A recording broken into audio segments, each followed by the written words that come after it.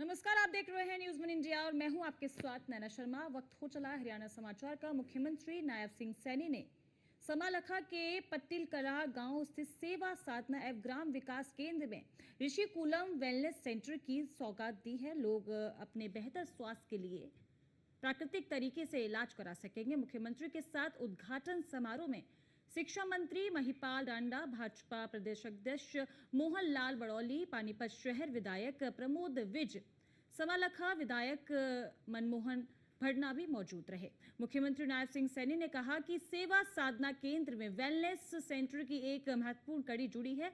यहाँ किसानों को ऑर्गेनिक खेती और युवाओं को आधुनिक विषयों का परीक्षण दिया जा रहा है। इसी कड़ी में लोगों की बीमारी का प्राकृतिक तरीके से इलाज किया जाएगा। साथ ही उन्होंने पाकिस्तान के पक्ष में कथित जासूसी गतिविधियों के लिए राज्य से कई व्यक्तियों की गिरफ्तारी पर कहा कि इनके खिलाफ हमारी पुलिस कार्रवाई कर रही है। हमारे पड़ोसी देश पाकिस्तान ने हमारे पर्यटकों को उन्हीं के परिवार के सामने मौत के घाट उतार दिया था। प्रधानमंत्री मोदी ने कहा कि जो आतंकवाद की बची जमीन है उसे मिट्टी में मिला दिया जाए और हमारे जाबाज सैनिकों ने आतंकवाद की उस मिट्टी को मात्र 3 घंटे में मिट्टी में मिलाने का काम किया।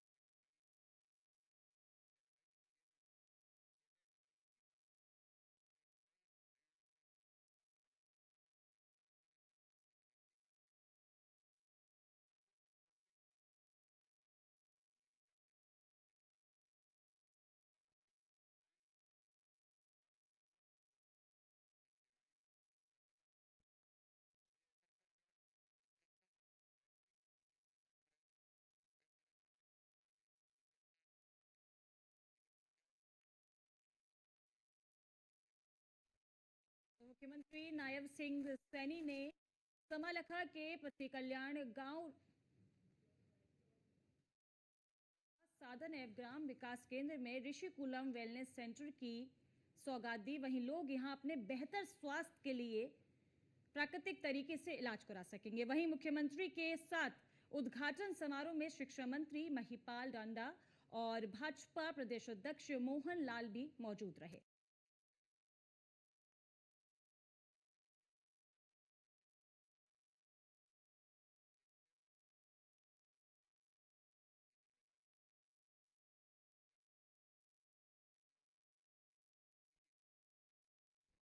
परीक्षण दिया जा रहा है।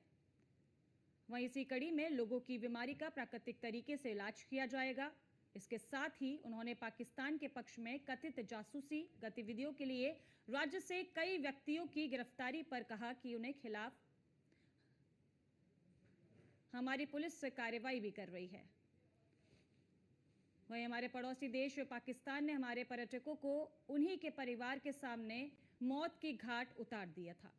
प्रधानमंत्री मोदी ने कहा कि जो आतंकवाद की बची जमीन है उसे मिट्टी में मिला दिया। अपने शरीर को भी इस भाग दौड़ की जिंदगी में, क्योंकि लगातार व्यक्ति बहुत ज़्यादा बिजी रहता है, अपने शरीर के लिए भी समय नहीं निकाल पाता। इस केंद्र के माध्यम से कि वो बीच में ये केंद्र जो ग्राम साधना केंद्र है, इस केंद्र के अंदर आज एक महत्वपूर्ण ये कड़ी भी जुड़ी है। इस केंद्र के माध्यम से हमारे यहाँ के किसान भाइयों को जो ऑर्गेनिक खेती करने के लिए, प्राकृतिक खेती करने के लिए, उसके लिए भी बताया जाता है। हमारे ऐसे युवा जिनको यहाँ से स्किल दे करके, एडवांस टेक्निक की स्किल दे करके उनको स्किल किया जाता है और वो आगे बढ़ें, इस प्रकार का स्किल वो यहाँ दिया जाता है। और आज ऋषि कूलम वेलनेस सेंटर का उद्घाटन हुआ है कि व्यक्ति अपने शरीर को भी इस भाग दौड़ की जिंदगी में, क्योंकि लगातार व्यक्ति बहुत ज़्यादा बिजी रहता है, अपने शरीर के लिए भी समय नहीं निकाल पाता। इस केंद्र के माध्यम से कि वो बीच में से कुछ समय निकाल करके यहाँ अपने शरीर को स्वस्थ और ठीक कर सके। हमारा शरीर स्वस्थ होगा, ठीक होगा तो हम विकास की गति को और तेज कर पाएंगे। जो आदरणीय प्रधानमंत्री जी का सपना है कि 2047 तक विकसित राष्ट्र बनाना है, तो इस विकसित राष्ट्र के अंदर हमारा जो शरीर स्वस्थ रहेगा, ये ऋषिकुलम वेलनेस सेंटर महत्वपूर्ण भूमिका उसमें अदा करेगा।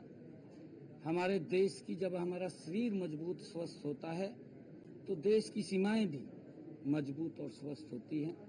मैं आज इस ऋषिकुलम वेलनेस सेंटर के उद्घाटन पर सभी को बहुत बहुत बधाई और शुभकामनाएं देता हूं। कि जो इस प्रकार के हमारे सामने कोई विषय आते हैं उनके खिलाफ हमारी पुलिस कार्रवाई कर रही है और जो पकड़े गए हैं कि हमारे ही यहाँ देश में रह करके अपने एक ऐसे पड़ोसी देश, क्योंकि भारत की संस्कृति में, हमारे संस्कारों में, हमारे ऋषियों ने, संतों ने, हमारे गुरुओं ने हमें ये शिक्षा दी है कि हम अपने आप को भी और दूसरे को भी हम स्वस्थ और ठीक रखें।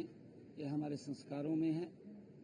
परंतु जिस प्रकार का हमारे पड़ोसी देश ने नापाक इरादों से हमारे जो भारत के नागरिक थे, जो परिवार सहित घूमने के लिए जा रहे थे, किस प्रकार से टारगेट तरीके से उनके बच्चों के सामने मौत के घाट उतार दिया।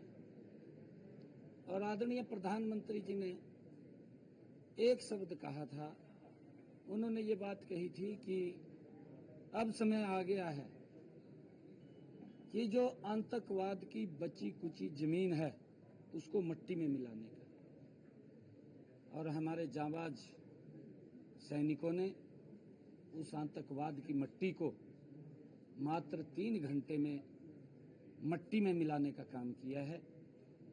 और क्योंकि भारत के लोग वो द्वेष भावना नहीं रखते, परंतु अगर इस प्रकार से कोई छेड़ता है उसको छोड़ेंगे भी नहीं। ये विषय ये नहीं होता है, विषय कौन सा कहाँ। आप नागरिक हैं हमारे देश के, आप अगर कोई गलत काम करेंगे, अगर कोई क्राइम करता है व्यक्ति, अब हमें क्या पता है घर से कैसे निकला है, और उसने जाकर के कोई क्राइम कर दिया, क्राइम करने के बाद उसके ऊपर कार्रवाई क्या हुई, या तो उसको खुला छोड़ दिया, फिर तो ये है कि सरकार कोई काम नहीं कर रही। परंतु जब उसको तुरंत जैसे ही उसने कोई क्राइम किया और उसके खिलाफ कार्रवाई हो गई, तो फिर तो उसकी, क्योंकि इस प्रकार के जो लोग हैं, अगर और भी कोई लोग इस प्रकार के होंगे तो उनके खिलाफ भी कार्रवाई। ये सारे काम गति से पूरे होंगे। हमने कहा है कि हमारी ये तीसरे टर्म की सरकार 3 गुना गति से काम कर रही है। जितने भी काम ये रुके हुए हैं, क्योंकि लगातार 1 वर्ष तक कोड ऑफ कंडक्ट लगा रहा, 12 मार्च को लगा था, 12 मार्च 2024, 12 मार्च 13 मार्च 2025 को वो हटा।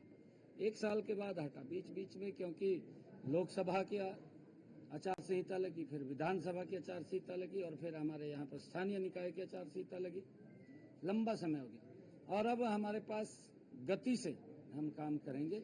हमारी सरकार गति से काम कर रही है। जितने भी काम है सब गति से होंगे। एक भी जो हमने या हमारे पूर्व मुख्यमंत्री मनोहर लाल जी ने कोई भी अनाउंसमेंट किया है वो सारी पूरी होंगी, अगली भी होंगी। इस वेलनेस सेंटर में जो भी कोई सेवा भाव से अपना योगदान देगा, वो इसी वेलनेस सेंटर, इसी क्षेत्र के युवाओं, इसी क्षेत्र के किसानों और इसी केंद्र के उपयोग के लिए होगा। कोई व्यक्ति यहाँ पर जो काम करने वाले हैं, जितने भी लोग हैं, वो लोग